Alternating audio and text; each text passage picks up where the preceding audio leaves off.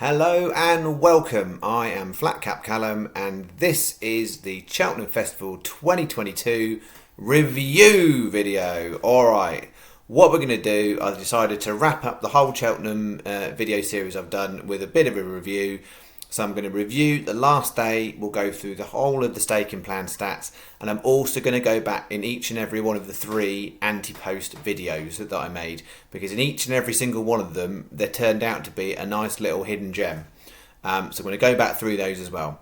The first thing I want to say, if any of you have decided to watch this video, because I'm not going to give out any tips specifically in this video, anyone who's watching it, I cannot thank you enough for taking the time, effort, energy, interest in actually watching what I've got to offer. I decided back in January I was going to start this channel and didn't know how it was going to go, and I'm just absolutely delighted about the interest that people have had so far and the interactions I've had. So I'm really pleased with how it's gone. And it's not about, specifically about making money here. This is about actually wanting to kind of share what I know, share the knowledge with people, and so other people get some benefit for twofold. One, so people who have consistently lost at betting can maybe just turn it around and maybe have a few more winning days, but also so people can appreciate it's fun. So I'm not here normally putting out, even on my normal channel, one horse a day or one bet a day. I do, a series of bets to make it interesting, and that's what it's about for me. There's enjoyment to be had, and so many people just end up losing money over periods of time, and whether that's kind of bad accumulators or just backing favourites that, day like today at Cheltenham, you'd have done brilliantly well if all you'd done is back favourites. You wouldn't have made loads of money, you'd have made a profit. But it was a good day in that respect for the average punter. It wasn't a good day for the bookmaker, and it wasn't a good day if you're you're out doing gambling on a much bigger scale and looking for the value. Okay, so yeah, I can't honestly say thanks enough, and thank you for the positivity. Today, as a standalone video, as we'll go into, we didn't make a profit. It was the only day we didn't make a profit.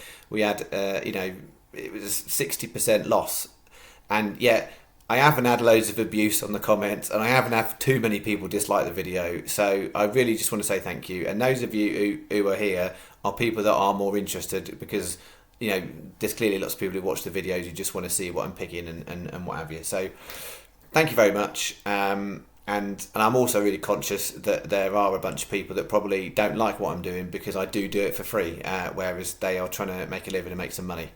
And as I always say to you guys, I'm not interested in your money. Ultimately, if my channel gets big enough and YouTube want to start paying me some money for running it, I will take YouTube's money. I'm not gonna hide behind that fact. If YouTube want to give me money, I'll take YouTube's. I'll take the big bookmakers' money. I don't want any of yours. If you're making money doing anything you're doing off anything I'm doing, then I am delighted for you, and you spend it and enjoy that money. Okay, so review of today. It did not go well today. You may have seen I went to Cheltenham today. I had a nice day out. I did catch a little bit of sun. I could not catch a winner. So what did we do? We had a Triumph Hurdle. We just had a little speculation in there. We had Night Salute, didn't do anything, and we did have Vauban in our accumulator bet, which did win, but we didn't do a single. Then we had County Hurdle, and I did say to you, my horse for the race was First Street. It ran a cracker, placed at 16-1. We also had Surprise Package 6th placed. So we got each way for that. I think every firm you'd have got 6 places unless you'd bet back that on the course. So that 9-1 SP. The other 2 were down the field. So it was an all right start, to be fair. That was not a bad way to go. But then it didn't go well at all. So Hillcrest wasn't right, pulled up. Good Time Johnny didn't run that well. Bardenstone Lad, that was decent, and it did place at 20-1.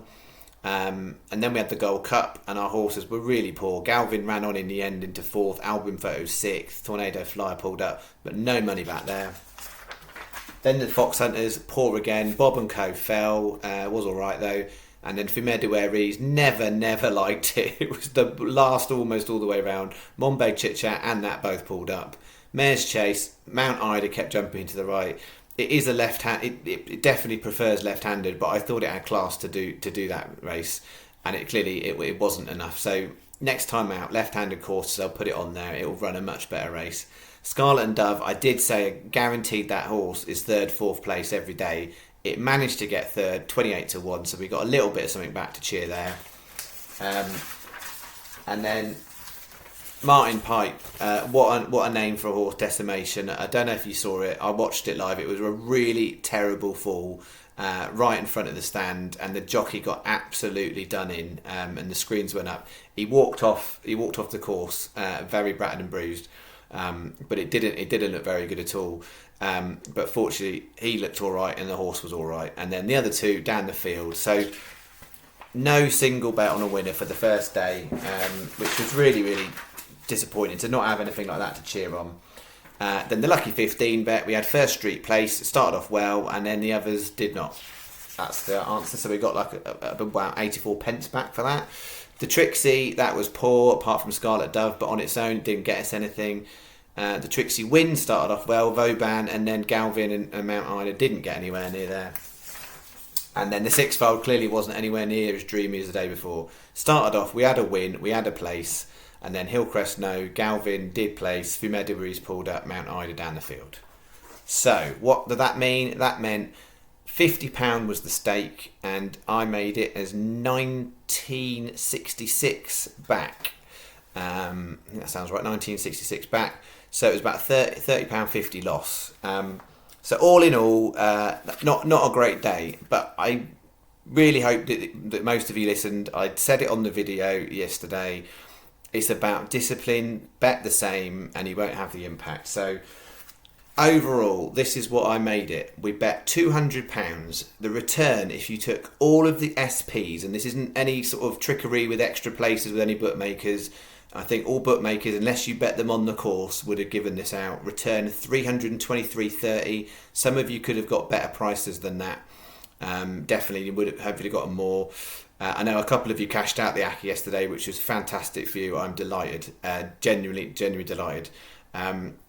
Profit for the week: £123.30, 61.65%. I am very, very happy with those statistics if other people backed them. Now, I'm sorry if you were the person that came in on late and all you did was backed last day's bets because it didn't work out for you. If you'd followed them all week, that was what you'd have got. That was with the stake I'd done on the channel. Some of you would have done less than that. You'd have got less money but the same percentage. Some of you may well have bet a lot more stake than that on those bets. So all in all, really, really happy with how that went. So, 3 days out of 4, and particularly day 3 was exciting. And on the last race, I've had 2 Accas running, both different horses and both over £1,000. For that sort of staking bet was a really, really good place to be. Right, I'm going to spin through, and some of you have switched off by now, I'm sure, but the point is, one of the things I want to make sure is always on this channel is transparency. And I made 3 anti-post videos, and people will chuck stuff out all the time. You rarely will see anybody go back to their anti-post videos, or if they do, they'll tell you the one horse that did really, really well. So I wanted to be really transparent and go back through the 3 anti-post videos and go through the final selections I made, and actually let's see what happened here. So first one I made was the championship race, day 1 and day 2, and I made it about 5.5 weeks ago. So at that point, this was my 4 best value each ways. Saint Sam, that unseated, I think, in the Arkle. Sharjah didn't turn up. Hillcrest ran in a different race and pulled up. And Indefatigable was actually in contention when falling. So if you'd taken any of those as single, you'd have got nothing back off that one. Then we had Best of the Big prices. And these weren't anywhere near. So Supreme Novice, Largely Debut didn't run there at all. Champion Hurdle, Song for Someone ended up in the Stayers, and that didn't go anywhere. And then National Hunt, Annual Invictus didn't go anywhere. So you got nothing back on those. But the other thing that I had on that video was value for Ante-post. So Fury Road didn't run there. 335 did, but didn't get placed. Ginto didn't run in that race. Algaro Dravasi didn't run at all. Bob Ollinger did win, but not that race, so you'd never have got 16 to 1. But the one horse I did there that was the gem amongst all of them was L'Homme Pressé. At the time I did the video 5.5 weeks ago, I said it's a great price, 33 to 1 on Paddy Power you could have got. That horse went in and won 9-4 this week at the Brown Advisory. So between those, of my final selections, that was 13 horses. If you'd done £1 each way on all of them, you'd have come out well ahead if you'd done non-presse. So I was overall I'm happy with that, because when you're looking at Ante-post markets, particularly that far out, you're going to get a bunch of horses not run, and it's really, really risky doing them in ACCAs and things like that. So if you do singles, particularly something like that at a price, it's well worth a go. And if you'd taken all of those selections at £1 each way, you'd have made a profit off that, which was remarkable, because I really thought that was all going to be dead and buried. Second video I made was the Championship race 3 and 4, days 3 and 4, and this is what we had. We had Turn Novice, Millennium Drama, didn't turn up. Mares Novice Hurdle Impervious was 6th. Albert Bartlett, that was today. Bardenstead Lad, that at the time I made the video was my value horse of the whole week. It placed 20-1, so 16-1. It wasn't as a good price as it actually SP'd at, but you would have got some money back there. And for Mare du Aries, as we know, was to poor today. So 1 place out of 4 on that one. Best value for a win. So coming into today, we'd had Edwardstone 1 and 3-1 when I did that. Stayers Hurdle Flooring Porter 4-1, and then Galvin and Mount Ida didn't do anything. If you'd done singles on the best wins, you'd have made a nice profit off that. If you'd done it as a lucky 15, you'd have made a nice profit, even that with 2 of them. Clearly 3 or 4 would have made a massive difference. So those were those, and then this one was poor. So the best of the big prices. Very simply, none of those horses ran, and only one of them ran in a different race. But two of them. Kashari didn't run. So nothing on there. So overall, if you backed all of those horses singles each way and wins, you'd have made a profit off Ante-post video too. And I want to be really clear. I'm not trying to put all these here to say, look at me, I'm clever. What I'm trying to say is it's important to me to be transparent and go through stuff. And there was a little gem each one. Then we made the handicap video, and that was about 10 days ago. And this was the best of the hurdles. I Am Maximus didn't run, and the bottom one, Chitapello, didn't run. I Am Maximus did run a different race. But we did have Third Wind 1, and it won at 25s, but 20s there, and First Street 14s. So if you'd taken those singles, you'd have had a nice bit of money back there. Also, if you'd done those at the time in a lucky 15 bet, then you'd have had 2 non-runners with a 20-1 win and a 14-1 place. That would have paid a really, really nice profit on. So that was quite decent. I think the rest of it probably wasn't. We had best value of the chasers. Fullback Down the Field, Before Midnight non-runner, Fusel Raffles non-runner, Gerald Croop did run in a different race and place, so that wasn't so good. And then best of the big prices, Call Me Lord Down the Field, Gumball Down the Field, the other 2 didn't turn up in those races. So as I said, amongst all of the chaff, there was a couple of little bit of weak gems in there. So every single one of the Ante-post videos, it may have looked on face value like those horses weren't any good, but there was 1 thing or 2 things in every single one that came out. So overall, really happy with where we are, and I'm really hoping a bunch of you made some money and nobody went big today and lost. That is what I wanted to do. For those of you that made it to the end of this video, like any good franchise series, there is always a little bit of a cheeky end, and I want to show you a little bit of a cheeky end, because I got something for you that you deserve, because you've been here all this time. Now, if I can get this on the screen, try and see how this is gonna. It's not gonna happen, is it? Maybe it will. Maybe it won't. Right. I can't. It's not happening, is it? I knew this would happen, this silly thing. Right. Oh, no, maybe. There we go. Right. I'm hoping you can try and see that. What I'm trying to show you is I did 1 ACCA I do every year. At the end of Cheltenham, I do 1 ACCA for the following year. It's based like a chuck away bit of money, and I had this on an old Paddy Power account. Managed to get it on. And I chucked it in the drawer, metaphorically speaking, and left it. And we went into this week. I can't just about get it. John Bomb, 12-1. in the Supreme. Honeysuckle 3-1 for the Champion Hurdle. Allaho 5-1 for the Ryanair, and Flooring Porter for the Stayers at 6-1. Now I know a lot of people have been sharing on the social media and stuff, what they were sat on beforehand and whatever. Before, the amount of cash out I was being offered for a bet that didn't pay out was very, very decent on that, I'd have to say. I didn't cash it out because I don't really cash out. But after John Bon didn't do so well in the first leg, as in it was second, the other three duly did oblige. But Honeysuckle at 3s, Allaho 5s and Flooring Porter at 6s was a really, really decent bet. And I've got one bet that I've done like that ready for next year. Now, this is the kind of thing that if you've made a few bob this week, I'm saying to you, it's worth 10 quid to you to put the bet on and chuck it in a draw. You may well not want to do it, entirely up to you.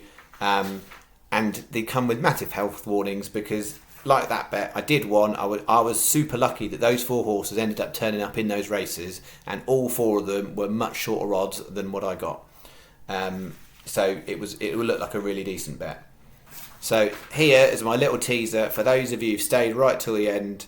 This is my Ante-post bet, for my recommended Ante-post bet to put on now for getting the draw. If you've got a spare £10, or even better, you've got a £10 free bet in any of your betting accounts. This is what I'm thinking. Champion Chase, Edwardstone, 8-1. I think is a brilliant price. The way it won the Arkle, I'm not convinced by some of those ones in the Champion Chase. Shishkin obviously didn't run so well in the ground. It still could be a well-class horse.